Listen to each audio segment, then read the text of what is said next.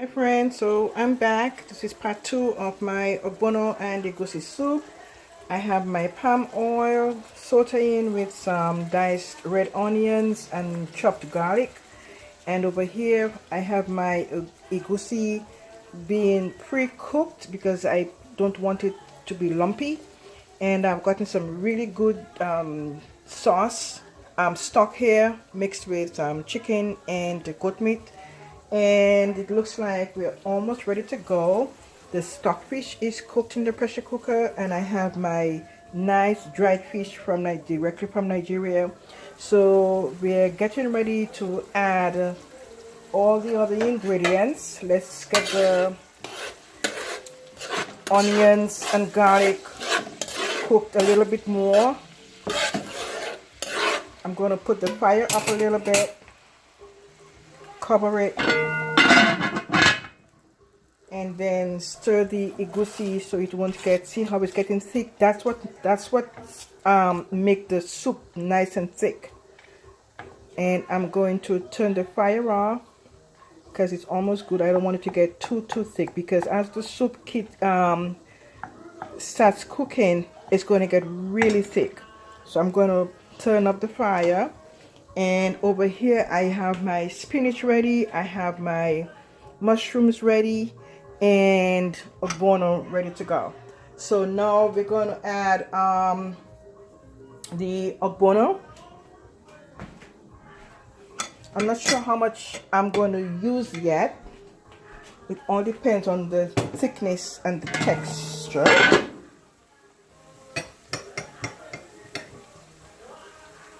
So I'm adding a little bit at a time.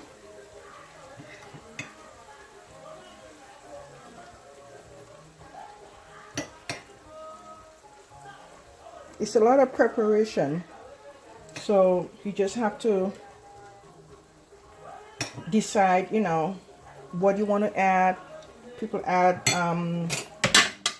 shrimp, all different kinds of meat. Sometimes I add oxtail, but my husband likes it, and I do also with the goat meat. I'm going to turn the fire up a little bit. The goat meat and fowl and stockfish. You have to have stockfish if you're making any kind of African soup, because that's what gives it, you know, it makes it really the African soup. Turn up the fire a little bit, make it cook some more, kind of stir the egusi so it won't thicken up. You know, like back home when you're making porridge, you don't want it to get too thick. That's the same kind of thing, and this is what makes the soup thick. Okay, so I'm bringing my vegetables closer. And over here we have some really nice broth. Some you can buy the stock from the boxes, but this is the best that you can use. And as the onions keep cooking, then you add your meat stock.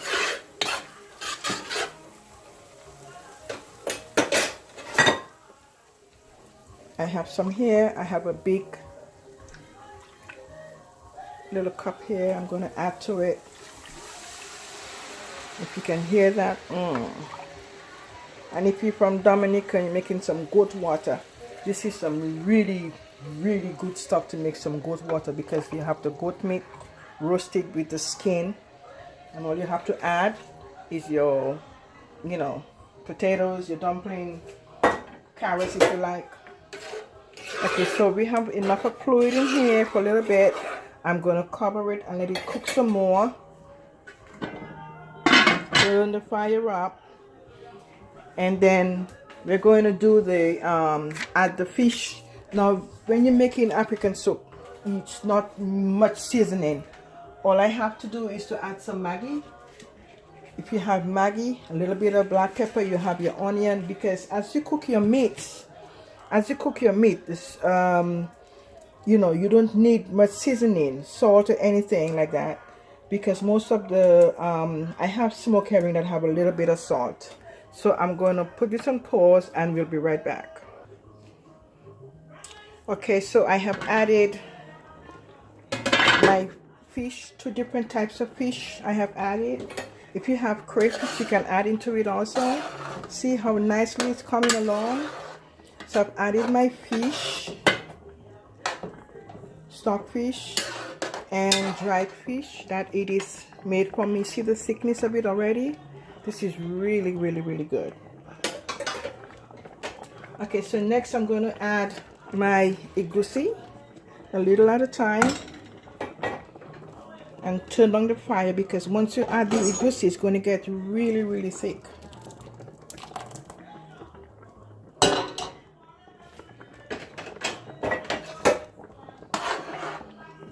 You just keep stirring. Stirring is very important when you're making your soups, because then you can tell the right consistency that you're looking for. And like I said, you don't have to add too much seasoning, because you cook your meat separate. That's why the process takes a long time, but the end result is really quick. The process meaning you cook all your meats beforehand. So all your meats, before you cook it, you know, when you're cooking it, already have its own seasoning. I'm going to add all the rest of the nice egusi that I have here. Okay, that should do it. And then I'm going to add my other cooked meats, the goat meat and the fowl.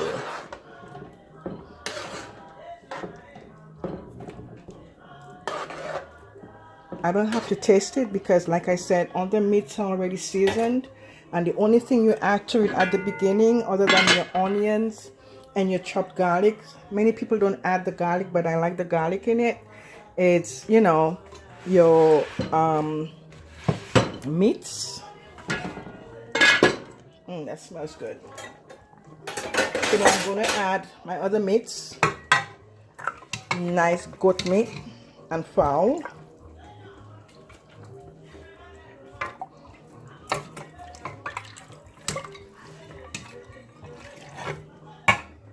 This is going to be really good. This is our supper for tonight.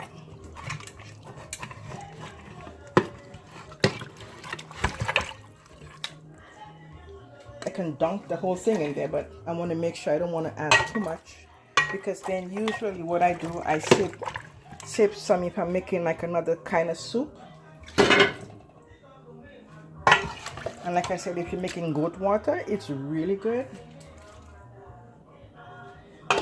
See, the thing about the African soup is the meats and the veggies, the egusi, ugbonno, and you're good to go. So this whole pot, I can either put the whole pot in the fridge, which I don't like doing, or I separate it into containers. Look at that. Look at that, guys. Look at that.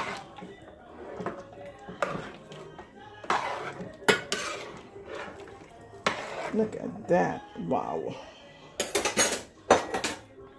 So I think I'm just going to add, we have enough, not enough, but that's just enough to add all of it.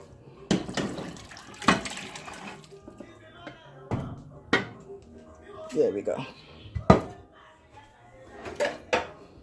You need some strong muscles to mix and stir. And I have some nice African music playing in the background. Look at that. Now I'm going to add my mushrooms. I've watched some other videos and I don't see them adding mushroom to it, but my husband likes the mushroom, especially the shiitake mushroom. He loves it. And it's really good. If you can add, you know, you add your veggies to it, it's really healthy. It's not something we eat every day, but sometimes I'll come home and I was like, I feel like having some soup. Would be nice if you have someone to clean up for you at the same time. Now when you have that, what else can you ask for? I'm going to take this cover off.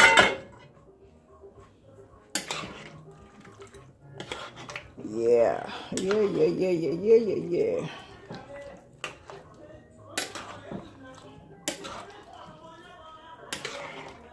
Look at that. And because I add kale to mine, A lot of people add spinach, but I like to add kale to it, and kale does not take long to cook. So I have my kale here I'm going to add now, and it will just be nice. Give it some color. It's all good for you.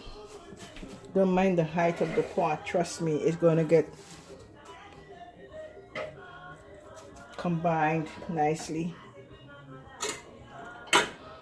So leave that cook for a little bit, cover it up, and when it's all cooked and mixed in, we'll come back. I'm going to cover it, and my husband will be the judge.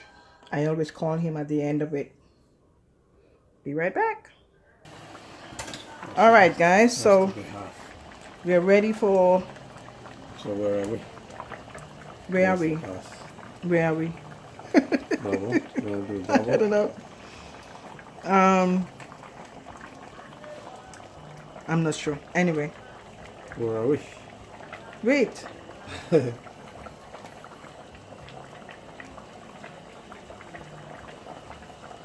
Isn't that it? We're not on it. Okay, but that's okay. I can take you over here.